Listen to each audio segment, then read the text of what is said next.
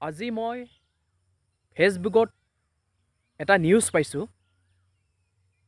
VPI পাৰ্টিৰ কোনোবা এজন মানুহে নিখিল বড়ো ছাত্ৰ সন্থাৰ মাননীয় সভাপতি মহোদয় প্ৰমোদ বড়ো ডাঙৰীয়াদেৱক গালি পাৰিছে। তেখেতে কৈছে প্ৰমোদ বড়ো ডাঙৰীয়াদেৱে বড়োলেণ্ড আন্দোলন বাদ দি ৰাইজৰ কাৰণে VPIৰ কাৰণে লাগক, মাহত বোলে 6,000 দৰমহা পাব। তেখেতে এজন পগলা হোৱা যুৱক যেন মোৰ লাগিছে, পগলা হোৱা এজন মানুহ যেন লাগিছে। প্ৰমোদ বড়োক এনেকুৱা কথা কোনোদিন ক'ব নালাগে। প্ৰমোদ বড়ো বড়ো জাতিৰ কাৰণে লাগিছে, অসমৰ কাৰণে লাগিছে। তেখেতক গালি পৰা মানে গোটেই বড়োখিনিক গালি পৰা। এনেকুৱা ভৱিষ্যত প্ৰমোদ বড়োৰ এগেইনষ্টত বা নিখিল বড়ো ছাত্ৰ সন্থাৰ এগেইনষ্টত কোনো বেয়া ব্যৱহাৰ কৰিব নালাগে, কোনো বেয়া ভাষা ক'ব নালাগে, গালি পাৰিব নালাগে। প্ৰমোদ বড়ো ডাঙৰীয়াদেৱে ৰাইজৰ কাৰণে লাগিছে, নিজৰ কাৰণে লগা নাই। আজি যদি বড়োলেণ্ড পায় তেতিয়াহ'লে বড়োলেণ্ড এৰিয়াত থকা কিমানজন মানুহ ডেভেলপ হ'ব আপুনি গম পায়নে?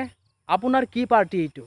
VPI পাৰ্টি, কিবা পাৰ্টি, এইবিলাক আবাং জাবাং মিটিংবিলাক কৰি থাকি আপোনালোকে কি বড়ো ৰাইজৰ মাজত আৰু কিবা বিসংগতি আনিব বিচাৰিছে নেকি? পগলাৰ দৰে এইবিলাক মিটিং কৰিব নালাগে।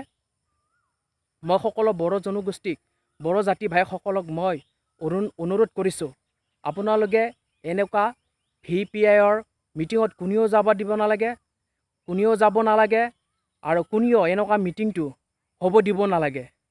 আজিৰ পৰা কোনেও যেন বড়ো মানুহে এই VPIৰ মিটিঙত নাযায়, সেইকাৰণে মই সকলো বড়োসকলক অনুৰোধ কৰিছোঁ।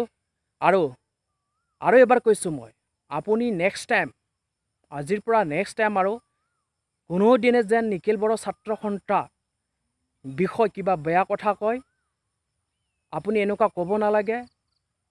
নিখিল বড়ো ছাত্ৰ সন্থাৰ কোনোদিন বিভাজন কৰিব চেষ্টা কৰিব নালাগে, বড়োসকলক বিভাজন কৰিবৰ কাৰণে চেষ্টা কৰিব নালাগে। আপোনাক শুকাই দিছোঁ মই, নেক্সট টাইম আপুনি নিখিল বড়ো ছাত্ৰ সন্থাৰ মাননীয় সভাপতি মহোদয়ক এনেকুৱা কথা যেন নকয়।